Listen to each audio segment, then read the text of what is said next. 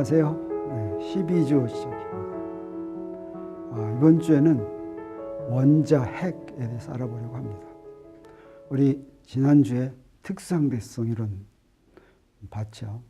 그래서 특상대성 이론이 인간에게 시간과 공간을 제대로 이해하게 만들어줬습니다. 그래서 뭘 알았습니까? 네, 우리는 시간 따로 공간 따로가 아니라 시간과 공간이 같은 4차원 시공간에 살고 있다라고 하는 걸 알았고, 바로 여기서 우리한테 가장 감명적으로 알려준 것은 250만 광년 떨어진 우리 안드로메다 은하도 충분히 빠른 우주선만 만들면 그냥 바로 내일 도착할 수도 있는, 그게 바로 우리가 살고 있는 우주의 시간과 공간이라고 하는 것을 알려줬습니다. 그뿐 아니라 이제 특상대성 이론은 일부 사람들은 거기에 아직도 이론이라고 있으니까 확실하지 않은가 보다 이렇게 생각하는 사람들인데 절대 그렇지가 않고, 처음에 특상대성 이론이라고 불러서 지금도 그렇게 부르고 있는 거예요. 이제 새로운 학설이 나오면 어떤 학설이든지 특상대성 이론에 부합되지 않으면 그것은 학설의 자격이 없습니다. 특상대성 이론은 모든 학설이 학설이기 위한 그냥 입문 시험 정도인 그런 위치에 있다라고 하는 것을 우리가 지난주에 배웠습니다. 이제 원자 핵을 돌아보려고 하는데, 우리가 그냥 우리 주위에서 있는 물질을 이용해서 우리가 뭔가 첨단 제품을 만들고 막 이럴 때는 원자 핵은 그 역할을 하지 않습니다. 물질의 성질은 원자에 있는 전자들에 의해서 결정이 되는데, 원자 핵은 어떤 역할만 하냐면 그 전자들을 원자 속에 붙잡아 놓는 역할만 하죠. 그런데 원자 핵을 대상으로 보면 원자를 보는 것보다 훨씬 복잡합니다. 그래서 원자를 공부한다 또는 원자의 상태를 결정한다라고 하는 것은 원자 속에 들어있는 전자들이 어떤 상태에 있는가만 알면 되는데, 전자는 사실은 한 가지 종류가 이렇게 있는 거죠. 근데 원자 핵 속에는 두 가지 종류의 입자들이 들어있습니다. 양성자와 중성자 두 가지 입자가 들어있어요.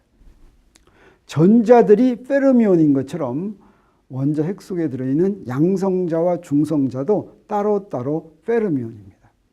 그래서 원자를 다루는 것보다 원자 핵을 다루는 것이 사실은 더 복잡하고 더 다양합니다. 우리 원자를 나눠서 부를 때 우리 원자라는 말이 있고 원소라는 말이 있죠. 원자는 산소 원자 2개, 물은 산소 원자 하나와 수소 원자 2개로 이루어진다. 이렇게 이야기를 한다면, 원소는 산소, 수소, 탄소 이런 것들이 원소의 이름입니다. 그래서 원자의 종류는 원소로 구분된다 이렇게 얘기할 수가 있겠어요. 원자는 영어로는 애톰이고 원소는 영어로는 엘리먼트입니다. 이랬을 때 원소의 종류를 어떻게 얘기하냐면, 어떤 원소라고 산소다, 탄소다 이렇게 얘기하기도 하지만, 원소의 이름으로 얘기하기도 하지만, 간단히는 무엇으로 정해지냐면 원자 번호로 정해집니다. 원자 번호를 알면 어떤 원소인지가 정해지는 거예요. 그러면 원자 번호는 어떤 번호하고 같냐면 바로 중성 원자에 포함된 전자의 수하고 같습니다. 근데 이 원자에는 전자를 하나 더 붙일 수도 있고 뺄 수도 있어요. 그럴 때는 이제 중성 원자가 아니라 이온이 되죠. 그래서 원자 속에 들어있는 전자 수는 막 바꿀 수도 있으니까 안 바뀌는 걸로 하면 원자 핵에 포함된 양성자의 수, 이건 쉽게 바뀌어지지 않습니다. 원소가 바뀌지 않는 한 양성자 수는 같아요. 근데 이 양성자 수는 중성 원자의 전자 수와 같기 때문에 이제 원자 번호는 무엇과 같다고 정의하는 게 좋냐면 양성자의, 원자 핵 속의 양성자의 수와 같다 이렇게 보는 것이 좋습니다. 그러면 원소를 얘기할 때는 뭘로 얘기하면 좋냐면 원소의 이름 또는 원소 기호로 대표되는데, 어떻게 쓰냐면 H 이렇게 쓴다든가 HE 이렇게 쓴다든가 합니다. 자, 이렇게 원소는 그냥 원자 번호 또는 원소 이름 또는 원소 기호로 표시되는데, 원자 핵은 어떠냐? 원자 핵은 마치 원자와 원소 이렇게 이야기하는 것처럼 원자 핵과 핵종 이렇게 얘기합니다. 원자에 대응하는 것이 원자 핵이고 원소에 대응하는 것이 핵종이라고 할 수 있겠어요. 원자 핵은 뉴클리어스라고 하고 핵종은 뉴클라이드라고 합니다. 그래서 핵종은 어떻게 구분되냐면 마치 원소가 원자 번호로 구분되듯이 핵종도 구분되는데 이때는 양성자 수뿐 아니라 중성자도 거기 들어갑니다. 그래서 양성자 수와 중성자 수로 두 가지가 있어야지 됩니다. 그래서 핵종을 핵종 기호로 표시하는데 핵종 기호는 요것들을 다 표시해야 되겠어요. 여기서 원소 기호를 여기 X 표시한 게 원소 기호, 여기 산소하면 O 이렇게 표시하는 거예요. 원소 기호를 표시하는데 이 원소 기호는 무엇을 대표하냐면 원자 번호가 같아지죠. 그리고 여기에 원자 번호, 이게 양성자 수와 같아요. 그 다음에 중성자 번호 이렇게 있으니까 그 다음에 요 두 개를 합한 거, 이걸 뭐라고 부르냐면 질량수라고 부릅니다. 그래서 핵종 기호를 전부 다 쓰면 그 왼쪽에 위첨자로 질량수를 쓰고 그 아래다가 원자 번호를 쓰고 오른쪽에다가는 중성자 번호를 씁니다. 이랬을 때 이 핵종수의 이 핵종수를 보면 아, 어떤 핵종이구나 하는 것을 아는데 양성자와 중성자를 한꺼번에 핵자라고 불러요. 똑같이. 원자 핵 속에 들어있다 이런 뜻입니다. 그래서 질량수는 핵자 수와 같다 이렇게 얘기할 수가 있습니다. 근데 사실은 그래서 원자 핵종을 나타내려면 양성자 수와 중성자 수만 알면 되는데 이 핵종 기호에는 너무 많은 정보가 있죠. 그래서 간단하게는 뭐하고 뭐 두 개만 쓰냐면 질량수하고 원소 기호만 씁니다. 질량수하고 원소 기호만 쓰면 아, 원소 기호 보고서 양성자 수가 몇 개인지 알고 그 다음에 질량수에서 양성자 수를 빼면은 그러면 뭐가 나오냐면 중성자 수가 나오겠어요. 그래서 원소에 대한 원소 주기율표처럼 핵종 도표도 그립니다. 그래서 여기에 원소 주기율표는 뭘 표시하냐면 원자 번호를 증가하는 순서를 쭉 쓰죠. 그러면 세로로는 어떻습니까? 같은 성질을 갖는 그런 원소들이 나타나죠. 핵종 도표는 너무 많기 때문에 어떻게 쓰냐면 이 가로는 중성자 수로 하고 세로는 원자 번호로 합니다. 그래가지고 존재하는 핵종들은 다 표시해요. 그래서 원자 번호와 중성자 수에 존재하는 핵종이 있으면 거기다 표시를 하는데 그래서 여기에 표시 안 된 건 그런 게 없는 거예요. 근데 이걸 색깔별로 합니다. 어떻게 색깔별로 하냐면 가만 놔둬도 그대로 있는 핵종, 안정된 핵종은 검정색으로 하고 이거 조금 다른 색으로 해도 상관없겠어요. 그 다음에 여기 하늘색으로 표시된 것은 이건 가만히 놔두면 다른 원소로 바뀝니다. 어떤 원소로 바뀌냐면 베타 마이너스 붕괴를 해가지고 베타 마이너스 붕괴는 전자가 하나 나오는데 전자가 하나 나오면 중성자가 양성자가 됩니다. 그래서 원자 번호가 하나 더 많은 놈으로 바뀌어요. 그 다음에 분홍색으로 된 거는 베타 플러스 붕괴를 하는데 베타 플러스 붕괴에서는 뭐가 나오냐면 양성자에서 양전자가 하나 나와요. 그래서 양성자가 하나 줄어듭니다. 그래서 원자 번호가 하나 줄어드는 그런 색을 하겠어요. 저 위쪽에 노란색이 있는데 노란색에서는 알파 붕괴를 합니다. 알파 붕괴는 양성자 2개하고 중성자 2개가 한꺼번에 나와요. 그래서 원자 번호가 2개 줄어드는 그런 역할을 합니다. 지금까지 여기에 그려놓은 거에는 3,300개의 핵종이 지금 그려져 있어요. 그리고 거기에 검정색으로 된 거는 254개. 그래서 안정된 핵종은 254개다. 우리 주기율표에서 안정된 원소는 어떤 게 제일 큰 거냐면 80이 납이 제일 커요. 그리고 그보다 더 원자 번호가 더 크면 불안정한 원소인데 우리 핵종에서는 안정된 것은 254개고 그 다음에 3,000개 이상이 불안정한 핵종이다. 이렇게 얘기할 수가 있습니다. 그러면 이런 원자 핵을 이제 연구를 해야 되는데 이 원자 핵을 연구할 맨 처음 초기에 굉장히 중요한 게 관찰이 됐어요. 그게 바로 뭐냐면 마법수, 매직 넘버라고 하는 것입니다. 이 매직 넘버를 설명하기 위해서 몇 가지를 소개하도록 하겠어요. 먼저 원자 핵이나 원자나 전부 다 여러 입자들이 지금 모여 있는 거죠. 원자는 전자들이 모여 있는 것이고 원자 핵은 핵자들이 모여 있는 것입니다. 이렇게 여러 물체들이 모여 있는 것을 그걸 계라고 하는데 이런 계를 다룰 때는 이런 계가 모여 있는 것은 무엇 때문에 모여 있다고 했습니까? 상호작용 때문이라고 했죠. 상호작용이 없으면 또는 힘을 작용하지 않으면 이거 모여 있지 않습니다. 이렇게 상호작용을 하는데 그때 이 상호작용을 부르는 이름이 있습니다. 뭐냐면 그 안에 걔에 속한 놈들 사이에 작용하는 상호작용, 이걸 내력이라고 하고, 걔 바깥에 있는 물체와 걔 안에 있는 물체 사이에 하는 상호작용을 외력이라고 합니다. 예를 들어서 원자 같으면 원자에 있는 전자들 사이에 작용하는 전기력, 이건 내력이 되겠어요. 근데 원자 핵이 전자들을 잡아다니는 거, 이거는 외력이 되겠어요.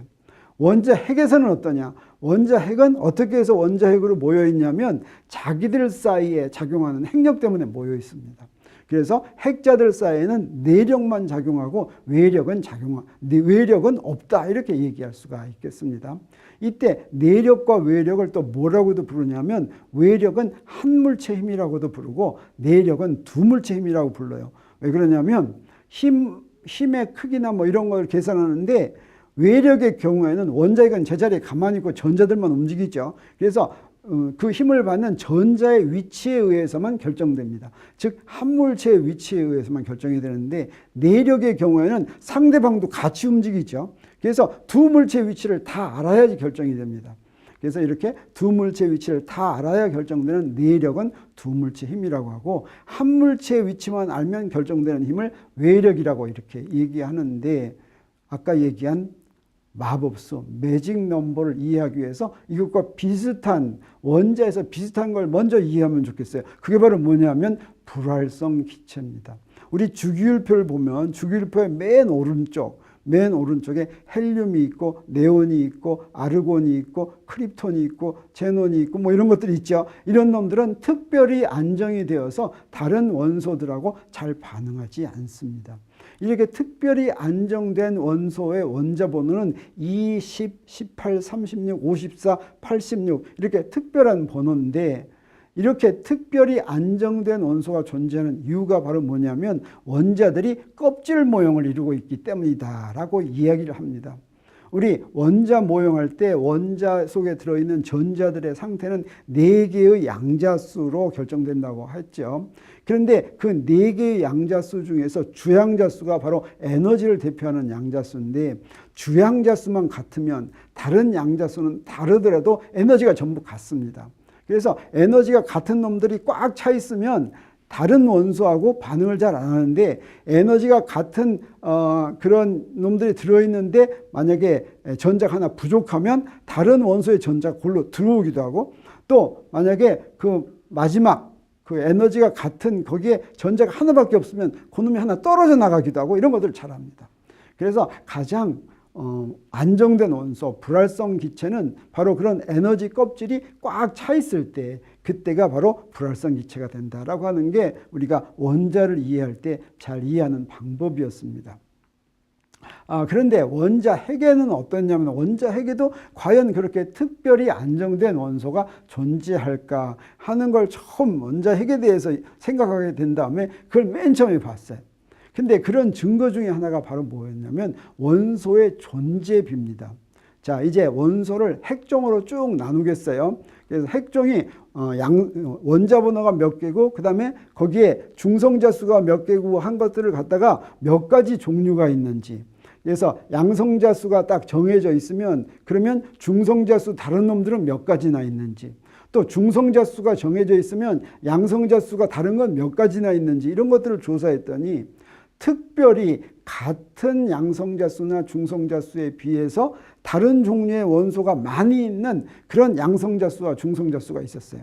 그게 바로 뭐였냐면 2, 8, 20, 28, 50, 82 이런 거였어요.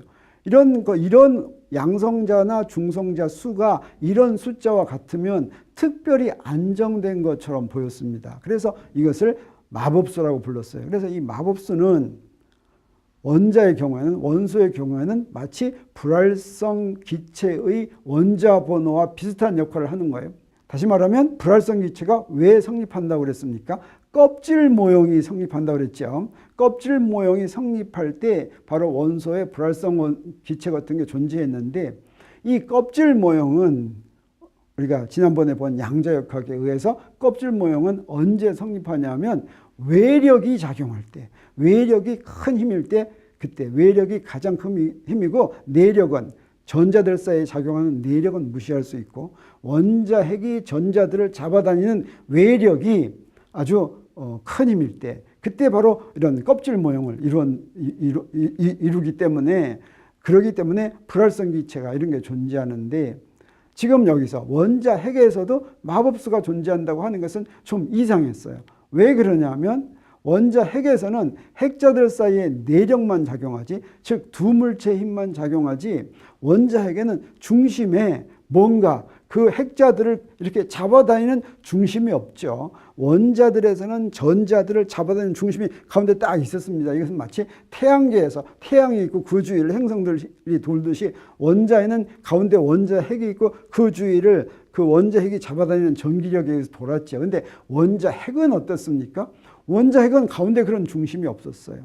없어요. 그러니까 원자 핵 속에 들어있는 양성자나 중성자들 사이에 작용하는 내력만에 의해서 그래서 이렇게 모여 있는데 이렇게 내력만에 의해서 즉 두 물체 힘만 작용하면 그러면 우리 양자역학이 무엇을 얘기하냐면 껍질 모형이 적용될 수 있는 조건을 만족하지 않는다라고 하는 것을 압니다. 그래서 이렇게 껍질 모형이 절대 적용될 것 같지 않는 원자 핵에서 특별히 안정된 양성자 수와 중성자 수 번호가 그런 것이 관찰되는 것이 이해할 수가 없기 때문에 이것을 갖다가 마법수라고 불렀습니다. 그리고 이것뿐만이 아니라 마법수인 숫자를 보면 2, 8, 20, 28, 50, 82, 146 뭐 이런 것들이 불활성 기체의 불활성 원소의 원자 번호하고 일치하지도 않았어요. 그래서 왜 이런 마법수가 존재하는지 하는 것을 알 수가 없었고 이것을 해결하는 과정에서 원자핵을 이해할 수 있는 길이 트기 시작했습니다. 그러니까 앞으로 그런 것들을 살펴보려고 합니다.